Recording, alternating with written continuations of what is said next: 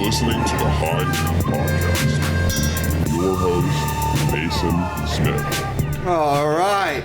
Yeehaw, motherfucker. Welcome to another episode of High Noon. I got my trusted sidekick, my co-host, motherfucking Nicholas Ceppaglia. Nicholas Ceppaglia.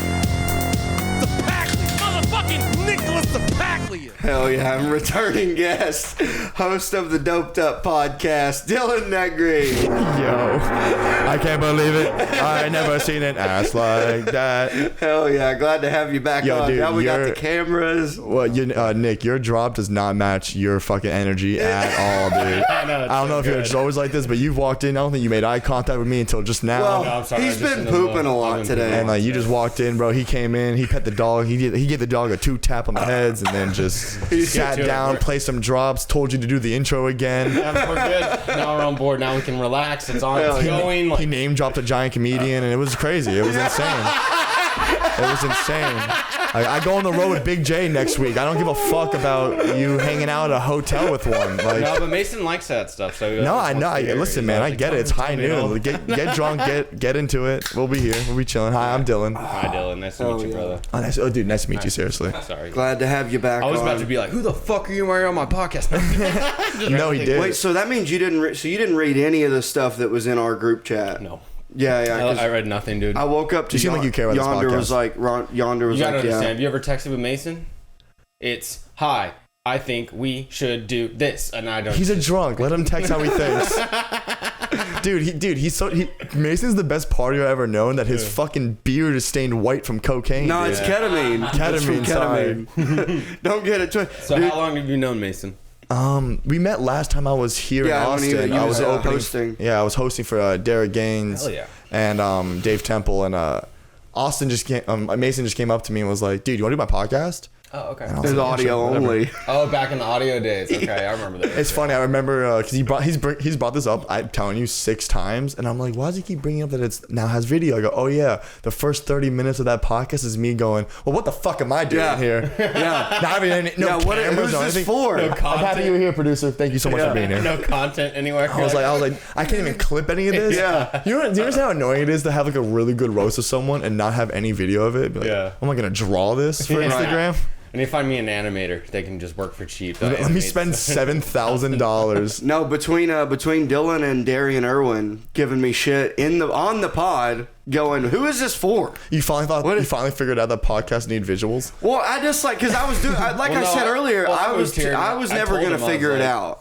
I was never gonna do it. Yeah, he kept inviting me over, and he's like, "Come on, let's do it." I was like, "All right, if we're gonna do it, we got to do video." We started on an iPhone. Yeah, we did the first episode. You did it. We filmed it with your iPhone. Gotta do something. It was bad though. I accidentally hit slow-mo mode when I recorded, and it filmed it. So instead of it being like an hour and a half, like 11 gig, it was like 132. That's gig. ridiculous. And you could just see the camera like focusing in and it out. just like, kept the whole doing time. that. It just like It's also it was bad. Though. You could have used it for a really cool trailer though. It's like the brand new podcast. Oh, part of the pod, you burp into the mic. I'm never gonna burp on this podcast. Why not? I don't have it. Oh, do you want anything to drink? You want a White Claw? I'll take one. Fuck it. Yeah. I'm not a burpy guy. I'm kind of I'm what the ladies call a metrosexual. I'm joking. I got called out once and I got. I'm a regular old burp Kreischer. Yeah, you do show off your belly a lot. Oh yeah. You do. Yeah. Why have you guys ever shaved anything to Mason's hair yet? Oh yeah. Oh yeah. He shaved a penis into my back once. Go get a razor. Well, no, I don't do the front because I don't want it to look weird. Nah, dude, that's the fun. That's the best part is doing the front. You can put messages on there. If it was like, no, I don't. No, I like. It's because it's full and luscious. That's why you should cut it. That's why you should cut messages into it. No. Yeah, no. He asked me to shave his back one time, so I just did a dick outline and left it there. It was a glorious penis. I started here. Hold up. I got a better one. If you let me do this on the podcast, I'm telling you it'll be perfect. I cut my own hair, so I got a good hand for this. I got a good fade. I got a good fade. I got a good fade hand, bro. I like it. It'd be a mess. This hand doesn't punch, but it fades. You know. Oh, speaking of punching, today's NFL. No, wait, I'm not. You're not losing this. Today, the NFL is back. Football is back. I don't like football. I don't give a fuck. You look like you do. I know. Everyone tries to talk to me about football. Let's shave a jersey. onto Mason. That would be fun. Is your back full? No, because I just had Jesse shave it in the alleyway. Why do you keep having what? Why do you keep having dudes shave your back? Well, because who else is gonna do it? He normally reserves it for respect. If I get sex with a woman and he has her shave it after they have sex. Really? And then he wonders why they don't want to come back. Hey, this is a real thing. Yeah, if I get laid, I always ask the girl to buzz my. But I don't get a lot of pussy, so it's always really hairy. You seem like you get pussy. No. Oh, Bill got no mom. No, but me and Bill snuggle a lot, huh? Whose dog is Bill? Is it all my dog. Oh, it's your dog. Okay. Yeah, that's my little boogaloo. I love that little bastard. Oh, yeah, he's a cute Look man. at him. But hey, so what happened was, I didn't tell you about this. The other night, I asked Jesse. One weekend recently, I go, hey, would you? Jesse is one of the door guys at Vulcan. Okay. I go, would you? Yeah, from Massachusetts. Okay. And I was like, would you buzz my back for me? And he goes, can we film it? And I was like, yeah. So the other night, I remembered to bring it. He's buzzing my back in the alleyway. It's like 2:30, 3 o'clock in the morning. And he's buzzing my back. I said, we filmed it. Rylan filmed it. He sent it to you. And Liz Splat, Fuzzy, Derek Poston, and Miles Johnson were walking down the alley and just see me out there getting my back buzzed. And I just like wave. Derek and Fuzzy just shook their heads and went the other way. But Liz and Miles walked by, and Jesse's like, you guys want to take a rip at it? And without Liz just took the clippers and just was like, that's fun. And Miles is like, let me try. And so they're just buzzing it. So then they walk away, and then a drunk guy from a bar walks up and goes, what are you guys doing? To anyone that doesn't know who you guys are, you just look like a homeless man getting his life changed. Yeah. It looks like they're just filming one of those videos where it's like, so we're gonna get your dentist, like all your teeth all fixed. You're gonna get homeless makeup. A drunk guy goes, oh yeah, Jesse goes, you want to try? And he goes, sure. And he's buzzing my back and he goes, what'd you do, buddy? What happened to you? That's funny as shit. Yeah, I can't wait to see that. I got scammed by a homeless guy my first day here. How does a New Yorker get scammed by a meth head in Austin? Dude, people that work at fucking Wendy's in New York are meth heads. Yeah. Like McDonald's. Fair enough. People that serve me my McDonald's. It's not exclusive to homeless people. Yeah, you're right. I've done meth. He was wearing a shiny vest. I get blinded by shiny things. Yeah. And I went to a parking lot and it said $20 for the entire for 24 hours. Yeah. And boy, he got you. And he was like, yo, give me $20. I was like, all right. And he goes, there's an ATM in this gas station. And I walked with my girlfriend. No, you didn't. Into a gas station while everyone watched me. This dumb white idiot. Damn, dude. Pull out a 20, give it to him, and walk my merry way. It wasn't until it was 2 a.m. and I'm with him you got a ticket in the green room at what's it? Sunset with and Red Band goes, oh yeah, buddy, you just got scammed. Yeah. And starts cackling. And he goes, your car's not there anymore. And just dying. And I was like, bro, I keep looking at Mason, and Mason's like, but I don't think you understand. Mason's been like the nicest, shining light from like my weekend. Like him and Matt Bellick have just been like two of the nicest like homies. But I keep looking for him like for some type of like, you'll be all right. And Mason's face is like, yeah, dude, you're towed for sure. Ticket at least. For sure. And what was it? Oh, dude, I had to go get my car in the morning. I did. You were parked under the bridge, right? No, it was right by the bridge. You would have been fine. You know the gas station by Creek. Yep. That's the one. That one. That's the parking lot I just always go to for some reason. Yep. I parked at actually the Vulcan one yesterday, and just because I was like, I was so angry about getting scammed. I'll give you a piece of advice: use street parking. Always use street parking. You don't have to pay. You might get a ticket, but you will not get towed, and you won't get booted. I got 2 tickets in the last week. They've been hitting 2 different stores. No. To be fair, what he's saying, I've lived here 2 years, and I've gotten 4 tickets, and I paid $110 in tickets, $120 in tickets. I've already paid that much in like parking fees. You're right. Yeah. The tow was $230, right? Yeah, the tow was a lot. I was lying about that. It was more just fun for the story. Yeah. So you didn't get towed? Nah, there was nothing wrong with my car. Actually, you know what's really funny? I was when I walked back there. Listen, this is why I will say this. I was angry about getting like fucked over until I realized that this dude was hustling. No. I went back at 3:30, almost 4 in the morning. Yeah. And he's still out there. You know what? You can give him. By the way, When I first moved here, I realized. Just doing all the work. So I knew it was a scam, and I go, "You don't work here." He goes, "Yeah, I work for Ralph. I'll call him right now." And I was like, "I'll give you $3." And he goes, "All right." So like he's By the way, he's hustling. He's making money. Sometimes I'm like I'm Jewish, so sometimes I'm very Jewish, but other times I'm just like very defeated. So that's also very Jewish. Yeah. And I'm like, dude. He was like, "I'll do it for 10 for you because you're a cool guy." Yeah. And then I handed him a 20, and we sat there for 5 seconds in silence, and I just went, "All right, man, I'll see you later." That's funny. Last time I saw that guy, I walked up, and I was walking up, and he goes, "Hey, brother, how you doing?" And I was like, "I'm fine." He's like, "Which car is yours?" And I pointed to a car that wasn't mine. Yeah, that one. I was like, "That one?" He's like, "Oh, yeah, I had to fight some guy trying to break into it. Haven't got no tips all night." And I was like, "That's cool. This is my car." And I got into mine. And that's really fucking dude, funny. and it's that same guy always. And by the way, I don't know where they steal those vests from. But you know that new homeless one, the chubby black lady that's got her belly out all the time? Yeah, I saw her too. She found one. She's got a vest on now. But she's so out of it. She's fucking. Do you think they treat vests like Pokemon cards? Gotta catch them. Gotta find them all. Do you think they're like little kids at like the kindergarten? Like they're all like in an alleyway. They're like, "Come on, let me borrow." Oh no! No. He's like, "Come on, let me borrow it." Nick. Napkins, Nick. It's all on the wires. Damn. Fuck. Here, let me. Here, grab that towel off the oven thing. We'll be right back with these technical difficulties. Here, hit that. No, hit that with the paper towels. Do this. No. Hey, why don't you use the towel on the floor? All right. Towel should have went floor. That should be here. Yeah. That needs to stay here. Yeah. Damn it. Yeah. All right. Come on. My God, you've been hanging out with Lewis for too long. Yeah, dude. Yeah, honestly, dude. I'm not gonna lie. People always talk shit about me and Lewis's relationship, and I mean this in the worst way possible. We're very similar, and I hate it.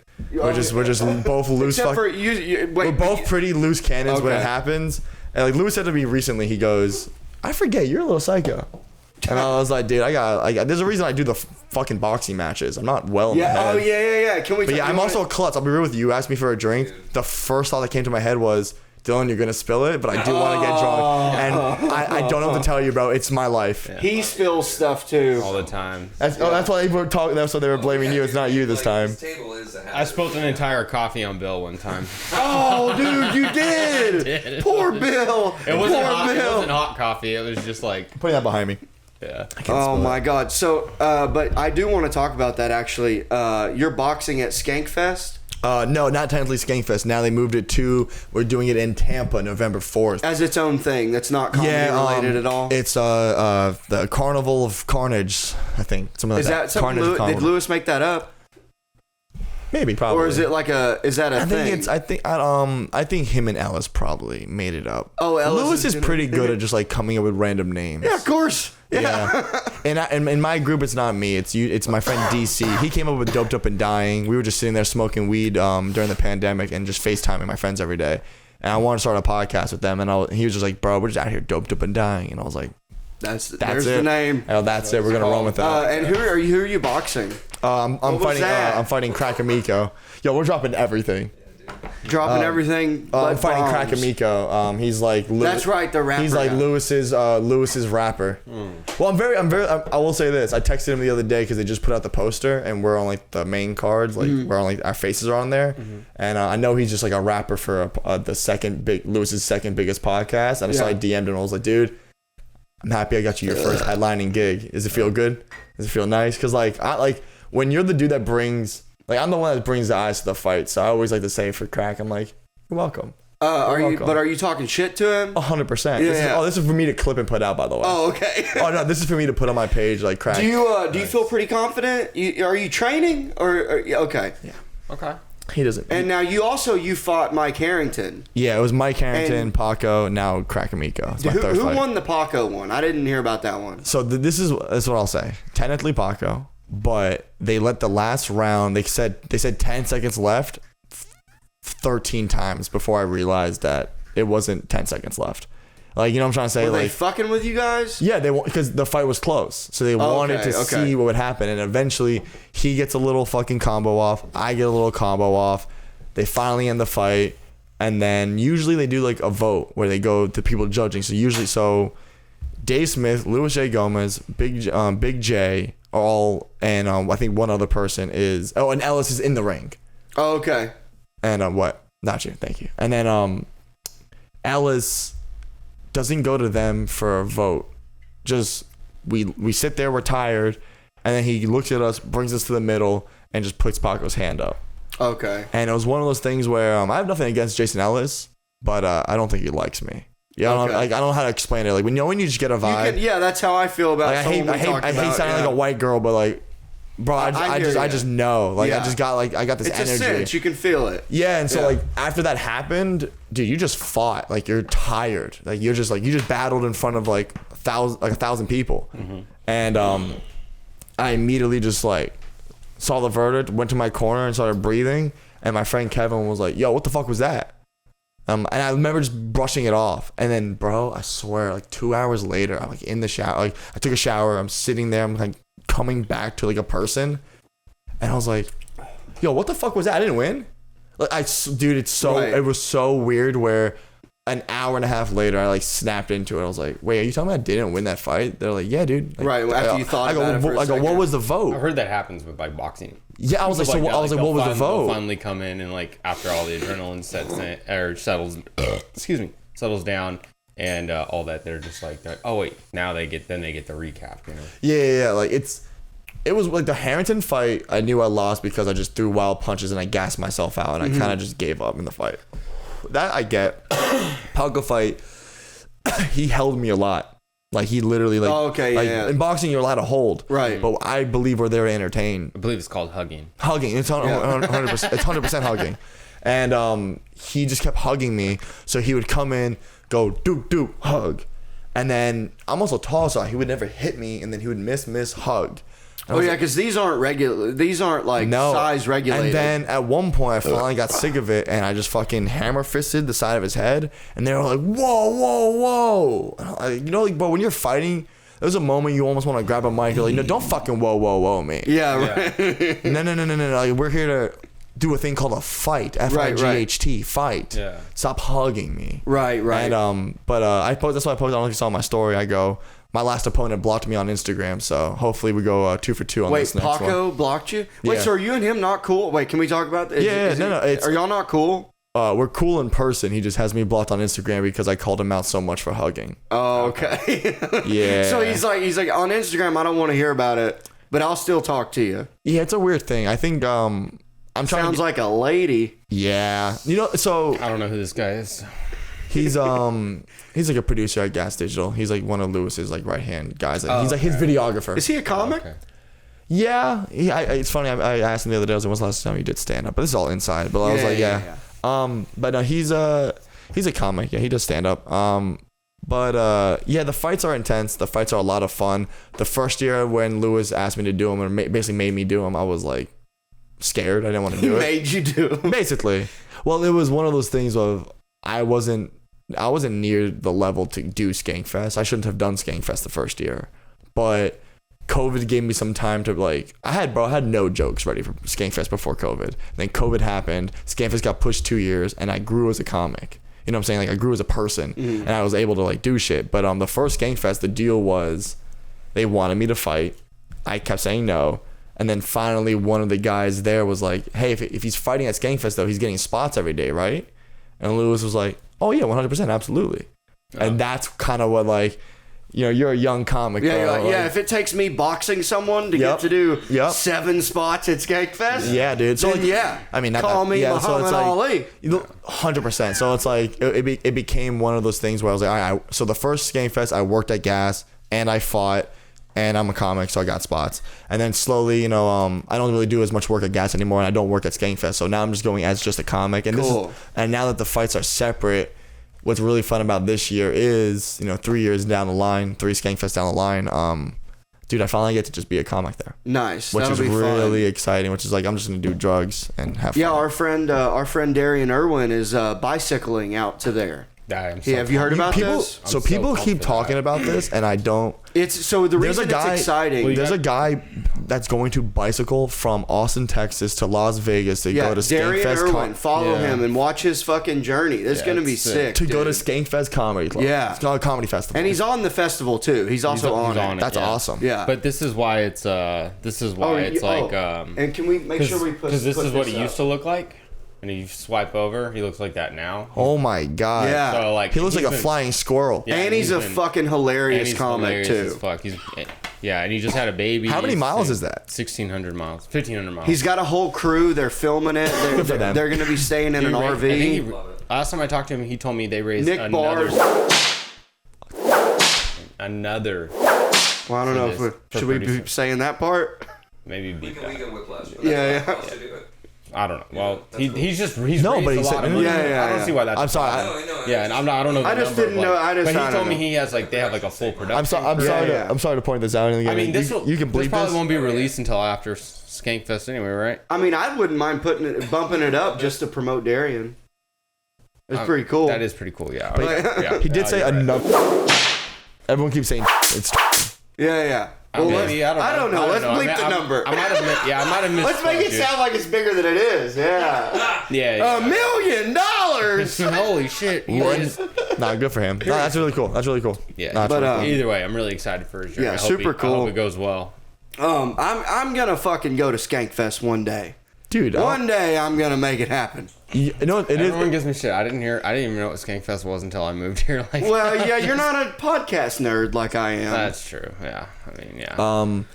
Dude, you'll get there. It is funny where the only club that I think I'm friendly with the staff here is the Creek and the Cave. Oh, yeah. And Mason goes everywhere, friends with everyone, but he just turns to me and goes, "The Creek is they don't really like me that much." I don't know. I don't ever go. I don't. He just doesn't go there. Yeah. So and you don't have to bleep that.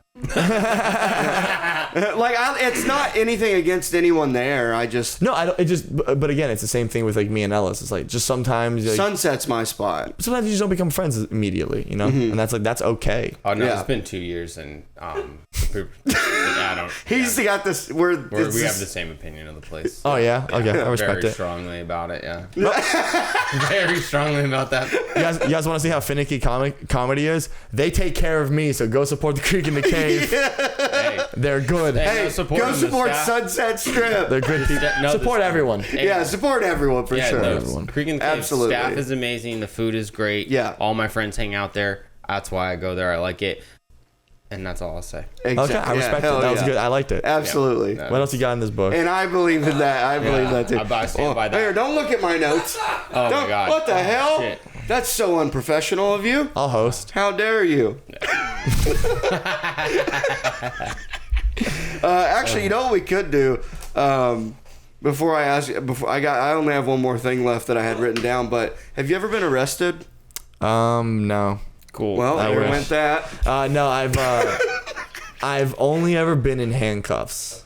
That's not enough. Not enough. Yeah, I always tend to talk myself out of things. Except for when a bum tries to get $20 from you. That's not the same thing. Yeah, $20 for your car parking is not the same thing as I might be physically affected by this in jail. It's a whole different thing. I'm trying to think. No, I've always been scared of jail. I don't know. It's not a nice place. Yeah, I guess you don't go there because you want to. Yeah. But, well, I know people who. Well, there's a lot of homeless down there that would love a 3 hot. If I was ever in jail, it would just be there's Dylan. He's shaking in the corner. Why? Because he's not on the drugs that we caught him with.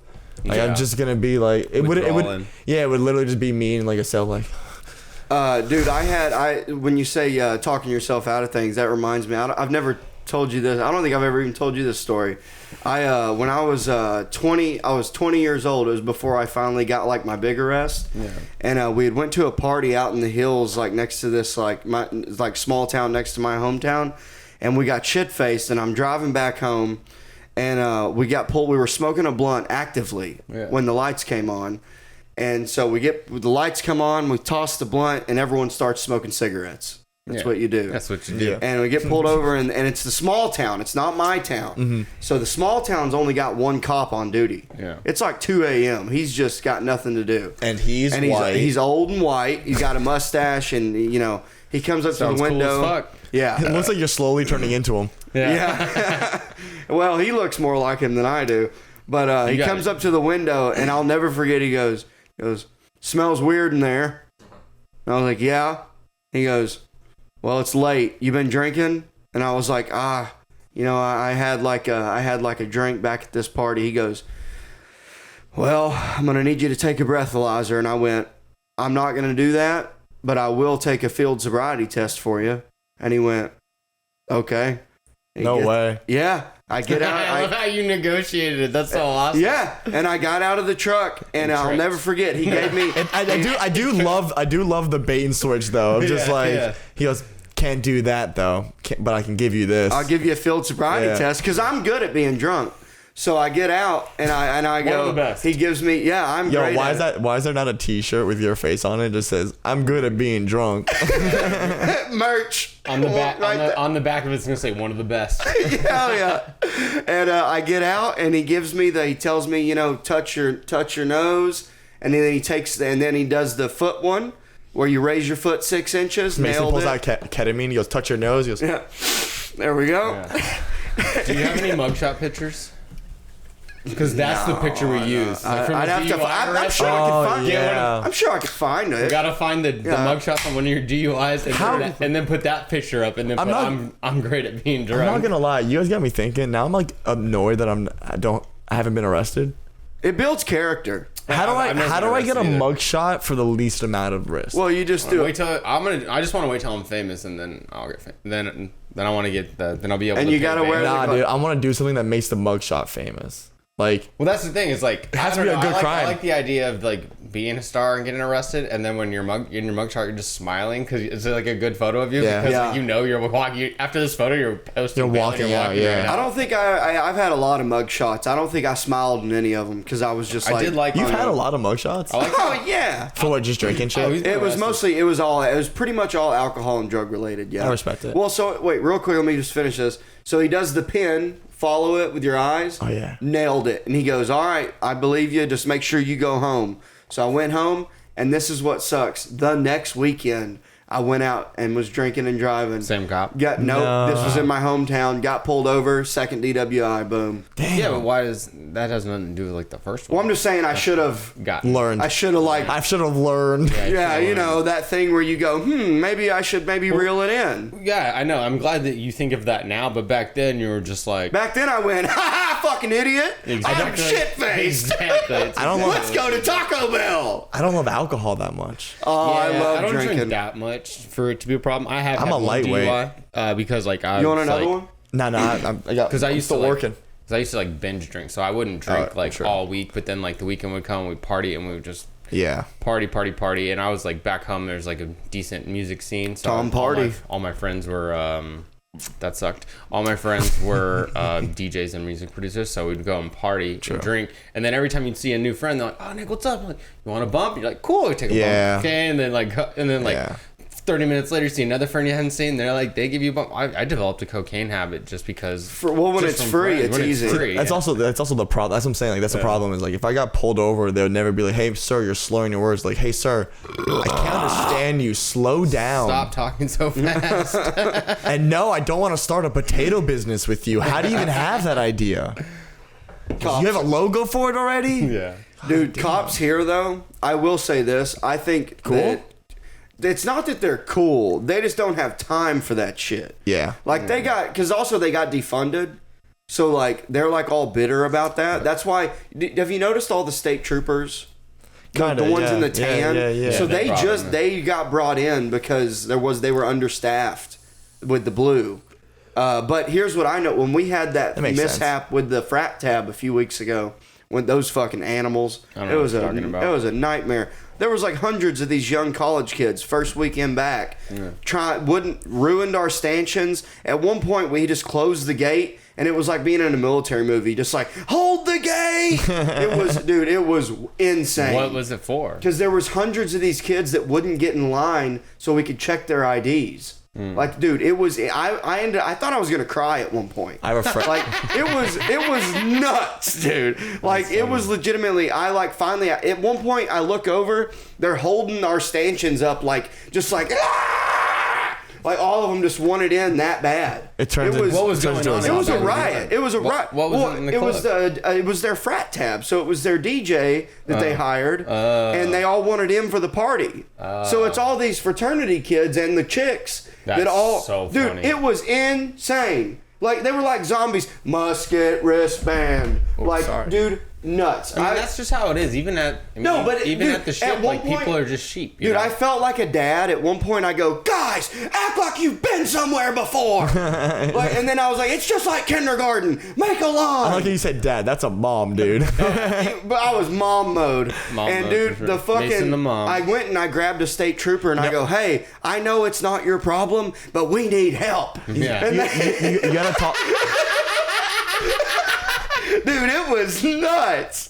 Hold the gate. It was wild, dude. You gotta talk to them like that. Remember, you gotta remember they're frat people. You gotta talk to them like frat people. Like, all right, everyone, take off your t-shirt, blindfold yourself, hold the guy's dick to your right, and all stand in line and come in. Dude, and then the worst was that the girls would lock arms, and when one would get her ID checked, she would try to pull in the chain of the other ones as if they weren't gonna get in. That's what I kept telling them. You're all gonna go in. Like, you will get in. But my ID is good for like 17, yeah, right? it would, dude. It was it was legit. You know that movie with Brad Pitt, the zombie Z World or whatever. It was like that. I thought they were gonna crawl up over the balcony. That's so like funny. It was nuts. I hated in that movie when they invaded Israel. Dude, and then you know who helped us the most? APD. Yeah. The blue ones, they came over and started strobe lighting them like ready to just kick ass. And they made them all back the fuck away. Yeah. Dude, we almost shut the place down. It was insane, dude. Yeah, it was wild. I'm glad it don't work there anymore. Dude, we had cops telling us they've never seen anything like that. That's funny. These savages. And it was your people. It was a Jew frat. Jew. Yeah, Jew. and they were out of control. Jewish and fraternity, that's entitled. Oh, dude, it was. I had so many people coming up to me and going. They'd go. My cousin's inside. Okay.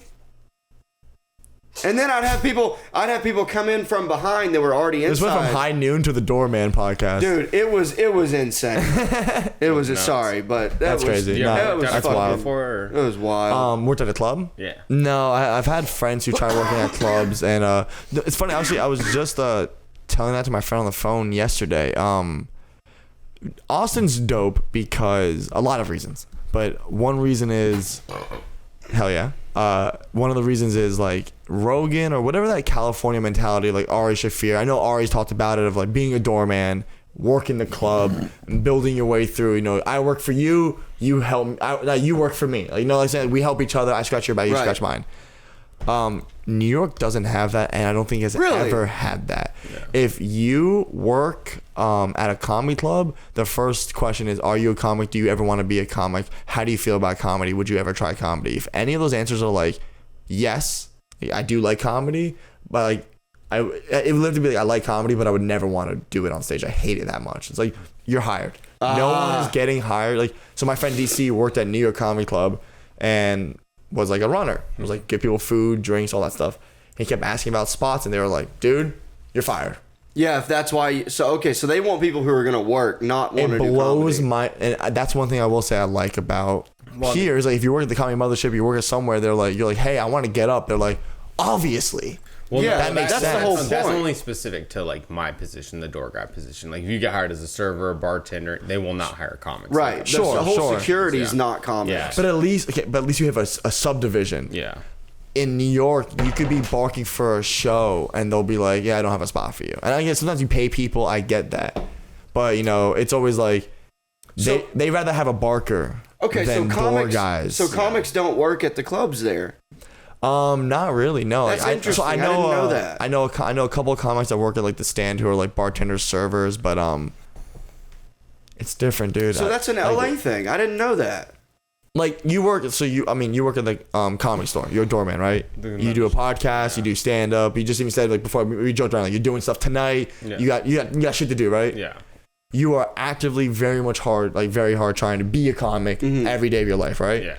If you're working at a comedy club in New York City, you're trying to be a comic. But you're also trying to live and survive. Yeah, like you're like I don't know how it is down here, but there's like, there's someone in your guys' head and the listener's head of someone who does the thing but doesn't like, they're not striving to be the manager. Yeah. They're not striving to own the joint. Yeah. So like that's the difference of like the door guy here is like, no. One day I'm gonna be that fucking headliner. I'm gonna be Shane Gillis, Ari Shaffir, Joe Rogan, all these people on stage right now like doing great things. And I think that's the only interesting difference is like you guys are allowed to think that. Yeah. There's no doorman position, and if there was like. They're not supported. Even if they had that aspiration, they're not supported. It's not supported. Yeah. Wow. And I feel very lucky. Like I came from Fresno, California, which is in like the middle of California. It's like a big ag community. There's like no scene there other than just like yeah, that too. What's an ag community though? Sorry. It's like fraternity? Agriculture. Agriculture. Yeah, sorry, yeah. Agriculture. A lot of agriculture around like the surrounding city. And so like the closest club at the time was in LA. It's 3.5 hours away. Got you. And so it was like I started comedy just as like a hobby while I was going to school, and I was getting good, and then I was getting booked on like the little bar shows the local producers are doing, and meeting like people from the headliners. They were bringing door guys in from LA. That's how I first met Derek and Hassan. Yeah. They would come headline like the little pizza place. But there's nothing going on. And where I'm at, and it was like I had to move out of my hometown, and so I came here. It's like, give it a shot, and then fast forward, it's like they asked me to audition. I got the job. I was like, this is fucking crazy. I had no idea this is what was going to happen. And it's the same thing. Like I got hired at Gas Digital, and I was like, people were congratulating me. I was like, dude, this is amazing. No fucking way. But at any moment, did you realize that, like, did you say, I can pump a little bit on the brakes. I can put my foot off the gas a little bit. It's like, no. Now's the time to go. Yeah.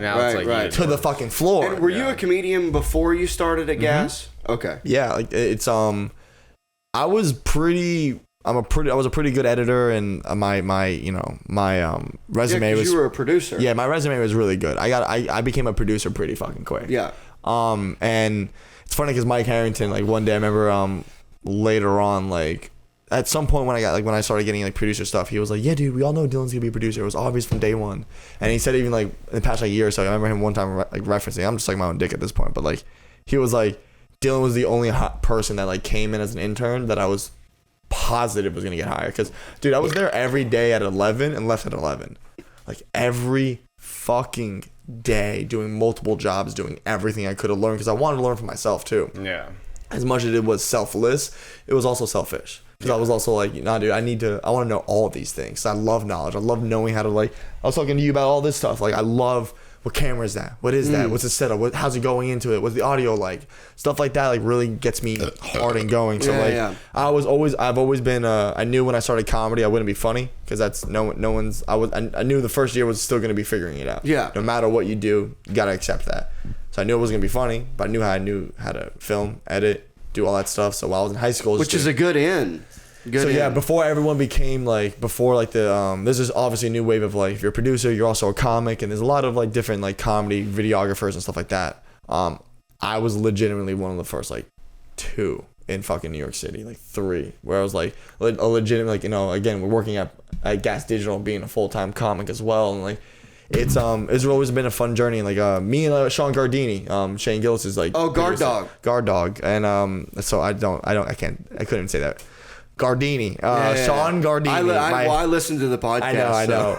Me and him, when that stuff was blowing up, and then I'm on like rap, and like Legion of Skanks is mentioning me, and that stuff is going up, and he's doing stuff with Shane. I'm doing stuff with Jay now, and we would talk about it and just be like, dude, this is weird. Yeah. Like people come up to you like, yo, how this all happened? How this all happened? You're like, a bunch of hard work. Yeah, like I was producing, and I made sure that like from day one that I was doing the right things, and I focused on getting funny and getting good at my craft. So that's why I was and putting up with like just Lewis being mean as shit on air. And it's like even just going through all that producing stuff. There's just like even for me, like I got on Kill Tony within like the first 5 weeks. Yeah, got Secret Show, and then just kept getting invited back and it was just like taking advantage of every opportunity you had. Like Brian Redband was probably the only one that was like Brian Redband's booked me the most out of anybody in this. That's awesome. In the city, and it was because of him. I think like that's what helped me stand out. It was like every time I do a Secret Show, I'd crush, get invited back. Like he invited me back like once a month. Like, and you also came here and sort of put your goal above trying to do like the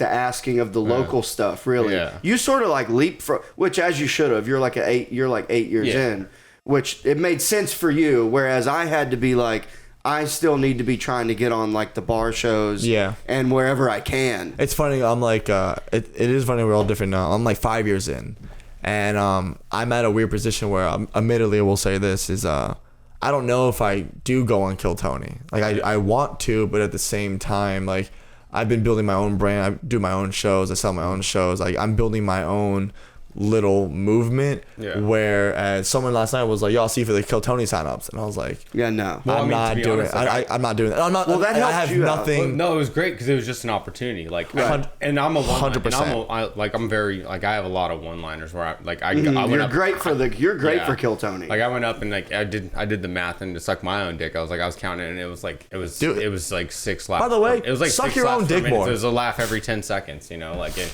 And that's how you do it. And I was just like, all my jokes, and it's very, very good. Yeah, one-liners are perfect for that show. I had never even seen a full episode of Kill Tony until the first time I went and signed up. That's another thing is like, I've never like really watched a whole thing of Kill Tony, and like again, I respect it. Mm-hmm. I like it. And what it does for people. What it does for like, fucking Cam is 2 years into comedy and he's killing it. Yeah. And I just, it's so funny, and I know because I'm a psycho, I would do it, and let's say I would work really hard to have all my, like, my jokes basically a one-liner, did it, I killed it, and they're like, come back, let's do it again. Then it would start giving me anxiety and start stressing me the fuck out, and it would start weighing on me to a point where I was like, as I even said it to Cam last night, I'm not even trying to give you anxiety, it's just my own shit. I said to Cam last night, I go, so it's a new minute every fucking week? And I was like, bro, it is wild if you think about sometimes it. You gotta look at your strengths and your weaknesses. I think you said that like earlier in the podcast, like just I just know my strengths and my weaknesses, and that's not how I tell jokes. Like it's just not how. Yeah, I don't do one-liners either. Like my jokes would start getting like corny because if I was like forcing it. I'm at my best. I agree. Is when I'm like water. When I'm literally just fucking water. When I'm literally just get to go on stage and just that's why I have Bruce Lee posters in my stuff. I want to get be water tattooed on me. Like I just like to be water. To me, Kill Tony is like fire. It's and for the people that are fire, it works. And I crush the minute. My interviews aren't great. Like they're just mediocre. They're like, all right, you're just. Well, the minute the interview with Joe Rogan at the last one at Vulcan that you did, that got you Secret Show again. I get it I've gotten it every time. Like, Secret Show's what every week or it's Red Band show. It's awesome. And then just knowing Red Band from the last year, like I'm probably the closest with him out of any right the people that I've heard about when I lived in Fresno, because I lived there I'm 36. I lived there till I was 34, never moved, and I was like, well, if I don't do this, I'm gonna have to give up stand up and like just basically focus on taking over like the family business. And I was like, I don't want that, so I was like, I'm gonna give it a shot. And my goal was like, I'm gonna live here a year after the Rogan's Club opens, and hopefully I'm performing in that club. And then in the family business, he comes from a long line of serial killers. If you can't tell, he became a cop so he can stop it. When is Kill Tony? What is it? Mondays. Yeah. I mean, if you just have like a good, I'll be real with you. The interview means more, really. It really does. I listen. I would be more than happy to do it. It's just. Well, also, let me tell you, just to be a little bit on the more negative side of Kill Tony, if you do sign up, you spend 2 hours waiting, and if you don't get up, you just wasted 2 hours of the show. And also, that being said, here's the biggest negative part of Kill Tony when you sign up. You are, and no offense to the real comics that do sign up, but there's a lot of fucking weirdos, of course, that only want to do Kill Tony that don't even do stand up. I know. And that bothers me The most. Yeah, there's an energy to Kill Tony, but no, I do love it. It's one of my. I was telling my girl today. I was like, "There's ever a podcast I would listen to. I would listen to Kill Tony. Yeah, for sure. But yeah, no, I don't know. I'll sign. I don't know. I'll see what I'm doing Monday. I'll sign up. I'll be real with you. Now I'm talking about it. Kind of got me hyped for it, to be real with you. I mean, I was like a minute. I was like, Dylan, and by the way, you can do a hot minute, bro. Since you have a new name that would be in there, you got a good chance of getting on. I honestly, maybe I'll go do it. Yeah. Maybe I'll text you on Monday. Yeah. Well, I'd fucking. You want to come hang out Monday? You know what? If you're gonna sign up, I'll come sign up. Want to come hang out? I'll come sign up. If you do, yeah. I'll be with you. If you come with me, I'll do it. I've done it twice, and I got the big joke book both times. When I'm done bowling, I'm gonna go back to the mothership to do my spot and stuff. So I won't be working, so I can hang too. Cool. Monday? Yeah. Let's do it. Yeah. I'll sign up. Hell yeah, three-way hang. Let's fucking do it. Yeah, no. Nick, you want to sign up? You want to film it? Yeah. We'll just tell Yoni. We'll tell Yoni to move out of the way. We got our own. We got Yoni. This is going to Austin public access. Yeah. Everywhere I go, I have my cameraman. Sorry, guys. That's awesome. No, I'm now I'm excited for this. Yeah, it'll be fun. That'd be fun. That's funny. When you about to bring in your own camera. So last night we had a DJ. It was a Rick and Morty. Themed rave. Oh, that would have been fun to go. Yeah, it was actually. I was gonna ask you if I almost night was way better than the other I almost texted you, hey, if it's lit. Honestly, dude, tell me to come through. It was pretty fun. Fuck yeah! I gotta wear my Rick and Morty because it was a lot of DJs that were more like on the bass nectar side, which I like. Last night reminded me of 2010. Me going to festivals. There were stinky weirdos. It was. Hell yeah, dude. Yeah, and hell yeah, dude. But it was funny because the headline. Well, I guess they call. You call it a headliner. You call it a headliner in music, right? Sure. Yeah. So he brought a videographer, and it was just funny because it was like it wasn't like packed or anything, and it was like a lot of weird like there. I mean, my God, there was some freaks out last night. And it was just funny to me that they were like filming it. Oh, that's so cute. Because it's like, it's genuine. It's cute. Yeah. I don't know. I'm not knocking Sometimes I see ugly people having fun, and I'm like, oh, look at you go. Oh, dude, there was. By the way, I came to this revolution.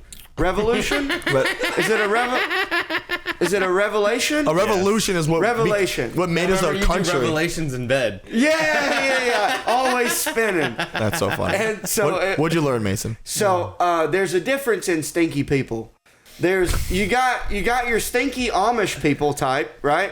That are the classic. They don't own a shower. No. That's the classic. I shower, but I don't use soap. Yeah. And then I don't put deodorant on. Yeah. That's another level of stank. You know what I mean? Like stank fest, dude. Yeah. It's bad. Yeah. That's also and then you bad. Got your Bollywood people that they came.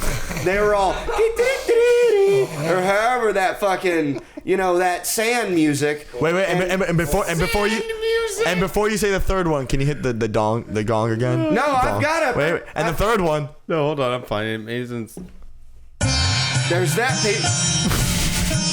Yeah, sand music, and dude, they smell like pungent, ooh, real bad.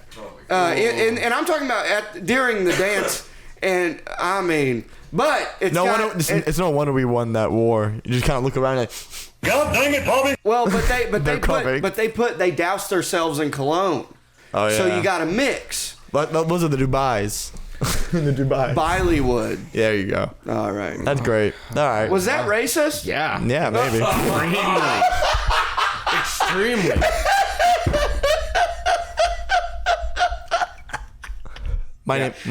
Guys, I'm sorry. My name is. Yeah. My name is. I really wanted this to go. My name is Will Paco. Thank you for having me. My name is William Paco. Thank you for having me, guys. I'm Hans Kim. I'm Hans Kim. And that's Mason Smith. Over there is Cam Patterson chilling. And that's been a crazy episode. Wow. I'm Louis J. Gomez.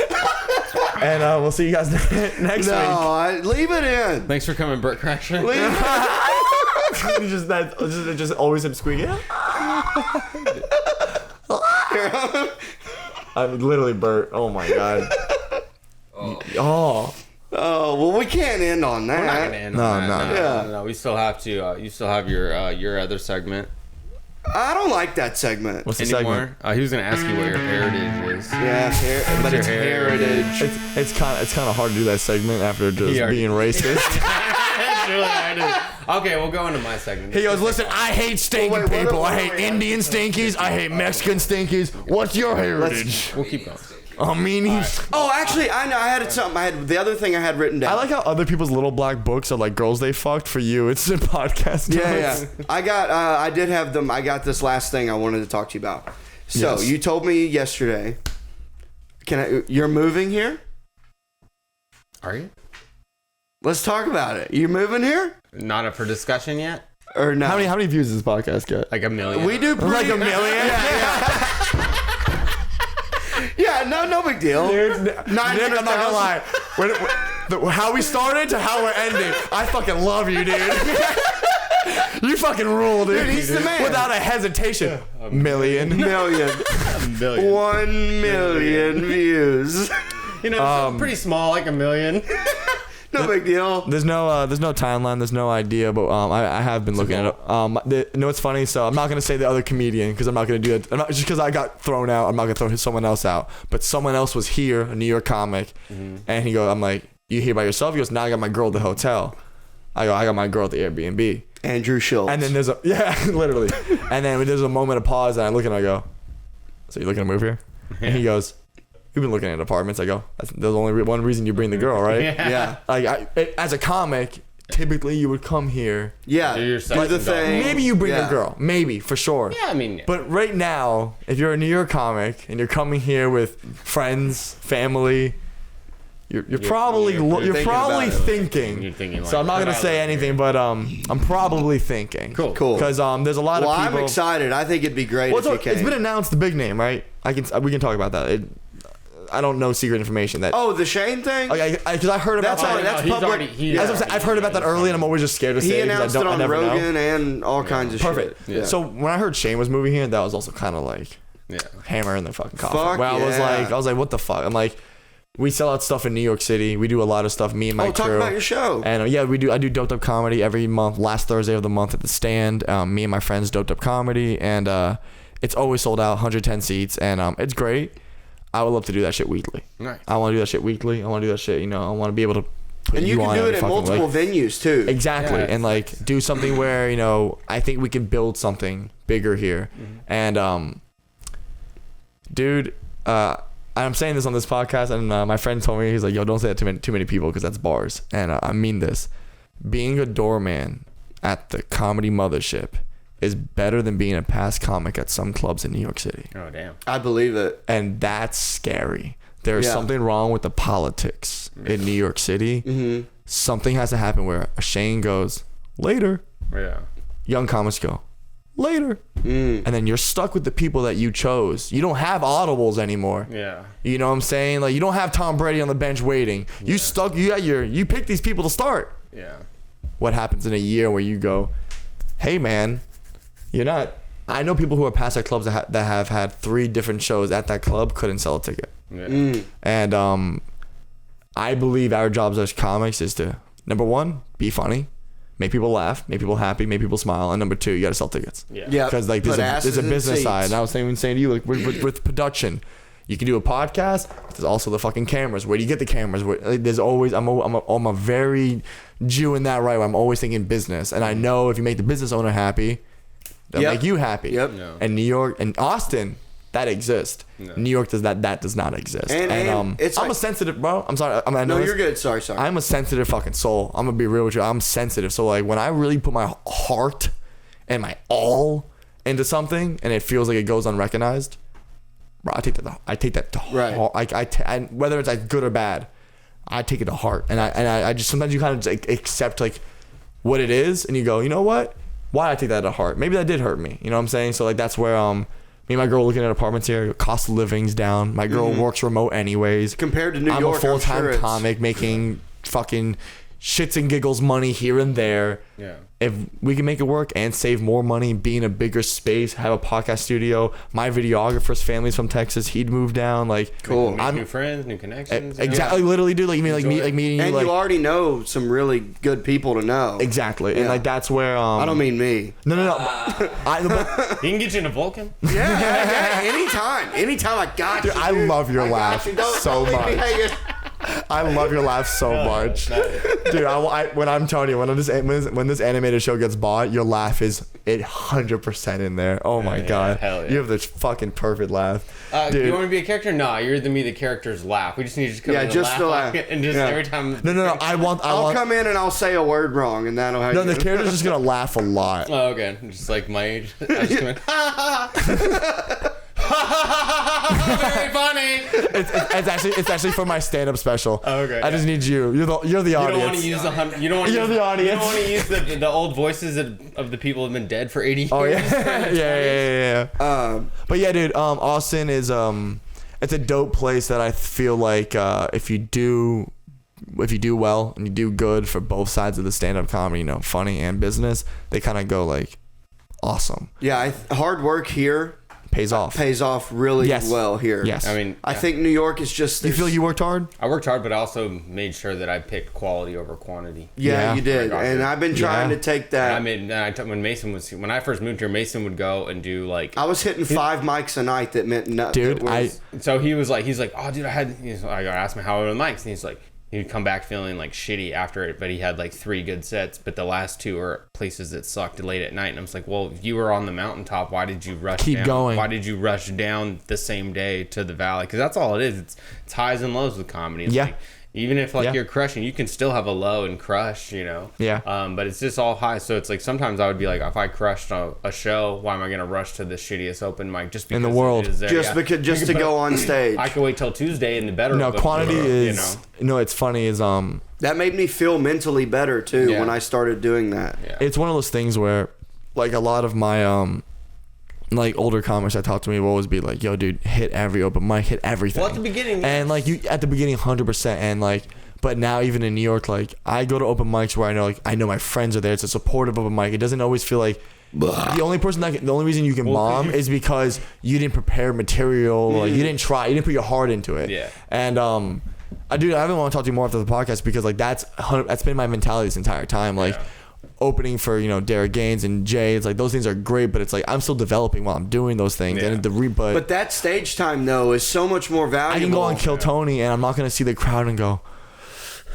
I'm gonna go on Kill Tony and be like, oh yeah, Dylan, you just have a minute. Yeah. So just remember your minute, really, and just little giant. And then as soon as that minute's over, then that mic kicking. She's like, oh fuck the interview part. Yeah. Dang it. You know what's funny? I don't think I'm ready for that. To be real with you, you're right. I'm gonna do a minute. I don't think you'll be fine. I honestly don't. I can't wait for Monday to hang out with you. Adrenaline will kick in, and you'll do your thing. Of course. You know how to be on stage. Yeah. It wasn't even until like my last appearance on Kill Tony where I felt at the mothership felt the most comfortable talking, kind of like takes a minute. Drove the interview a little bit. Yeah, it wasn't funny. It wasn't like grand funny, but I drove it in a way that were like Tony couldn't make fun of me. And Tony likes me. He know him. Yeah. Well, that's the one thing. Yeah, I had to follow him last night. He gave me a really nice intro. That's the one thing that I will say I'm kind of hoping for is I've seen Tony a little bit at Skankfest, and we've had Tony's one of my best conversations ever at Skankfest. He was really nice. We sat there. He was asking me questions. I was like, damn, bro, you actually care about this shit. Yeah, especially do you understand what do you understand what I'm saying there? Like, he was asking me, we sat there talking for like 15, and I was asking him questions about Austin, everything. Yeah.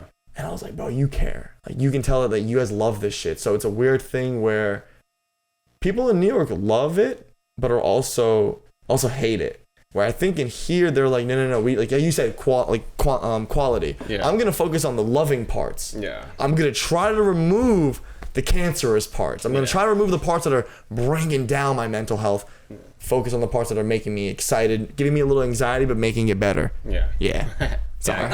I feel like you guys. My audio guy will be all so of your mad. guys was here, so I felt. Yeah, but I'm staying close. I'm staying within. My audio guy will bitch at me if it's not. You just gotta stay with. There's another audio guy. It's not just you. Yeah, no. That's crazy. Yeah. I told you. It's I like it. Respect. We try, Respect. you know? Respect. We actually Me and my girlfriend Chloe that walked in behind you. We just moved to a bigger spot, so we got a third bedroom to have like maybe like a actual permanent just setup where all we have to do is maybe just honestly just even put mounts up in it, and you just bring the cameras and that way. So that's what I kind of have set up at my apartment. So like, think of everything like you turn it upside down instead of having tripods on the floor. You stick them into the ceiling. There's a way where they're just kind of up there, and even when you're like. Because we rent all these cameras. Yeah, that's what you were telling me. Just like that way you just put the mounts up there. Boom. Yep. Sick. That's so back to the Austin conversation. Oh wait, I had having an office, having a studio, having multiple people here with like multiple spots to like, all right, your studio's at your place, the office is here, like, the green screen room is, little things where me and my friends do sketches, we do podcasts, we do a lot of things where space would be nice. An apartment with an extra bedroom that doesn't cost me $4,000. A 3-bedroom in New York City, $8,000 a month. Jesus Christ! Yeah. And you live in Manhattan? Yeah, I live in the East Village, bro. Wow. Like What's your rent? You just said it, $4,000.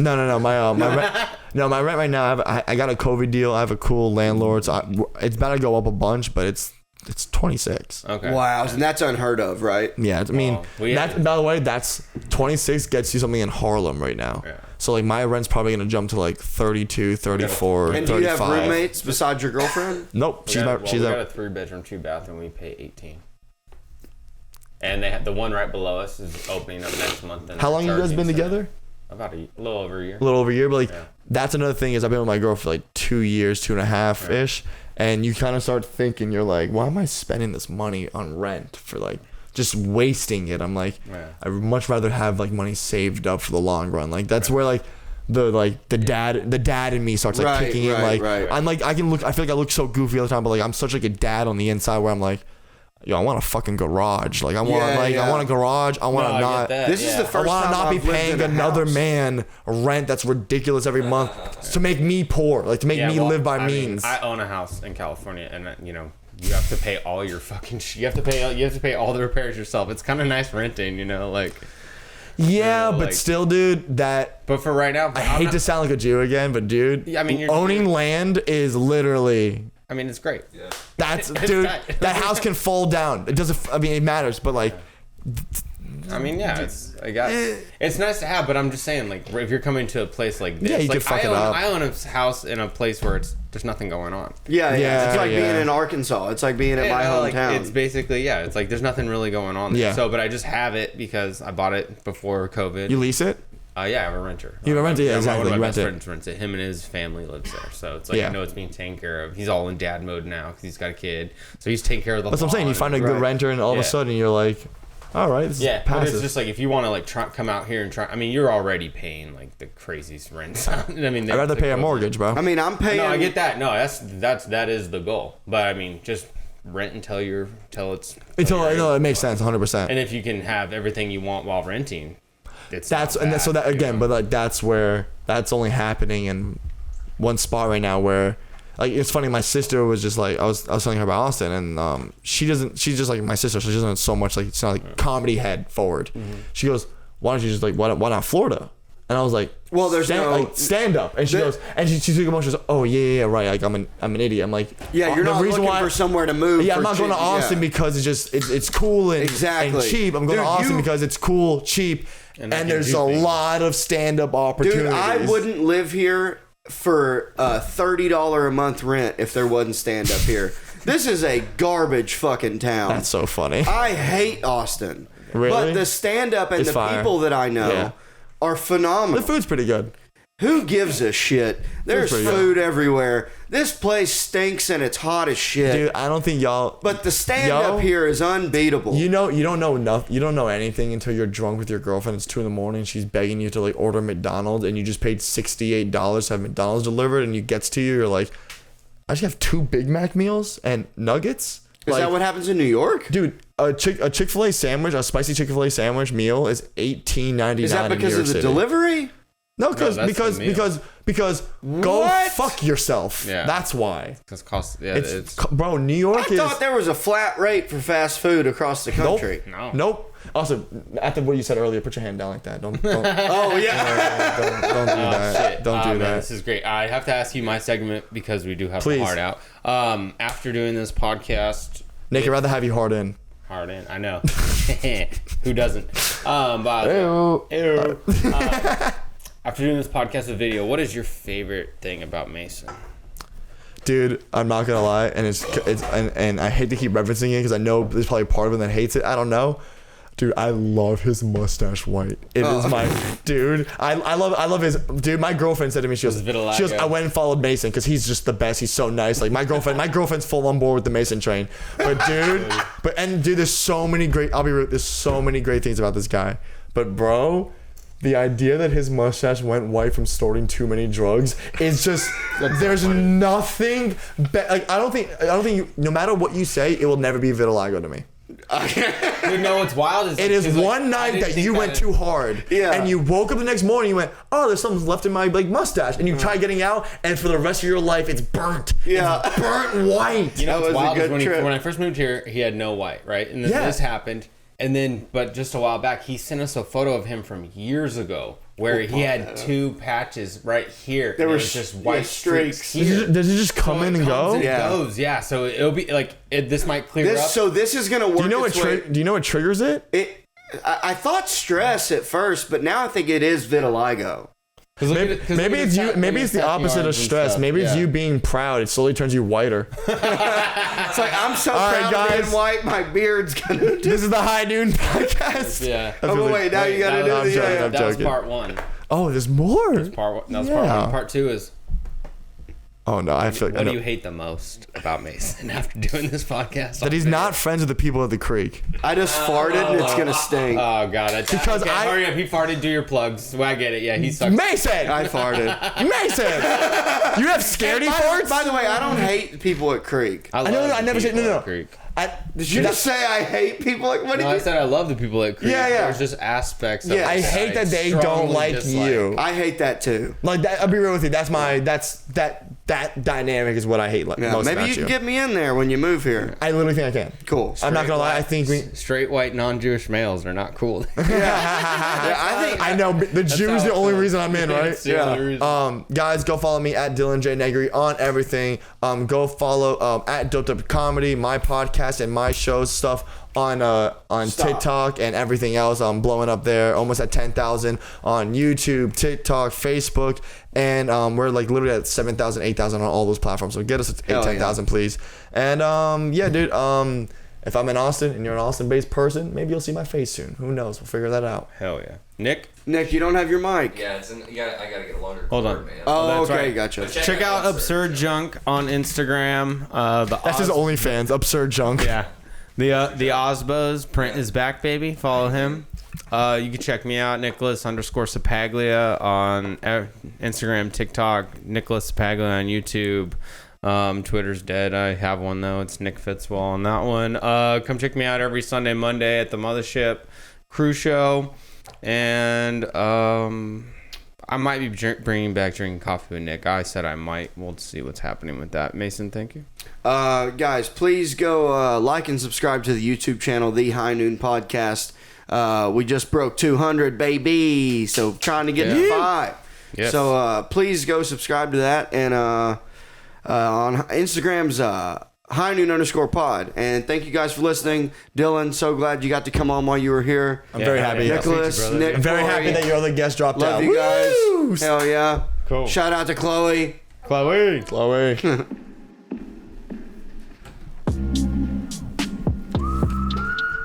Howdy, partner. That was a lot of fun, dude. Thanks for coming, man. So much, man. Let's meet you, bro. Let me get you on Instagram. Yeah, definitely.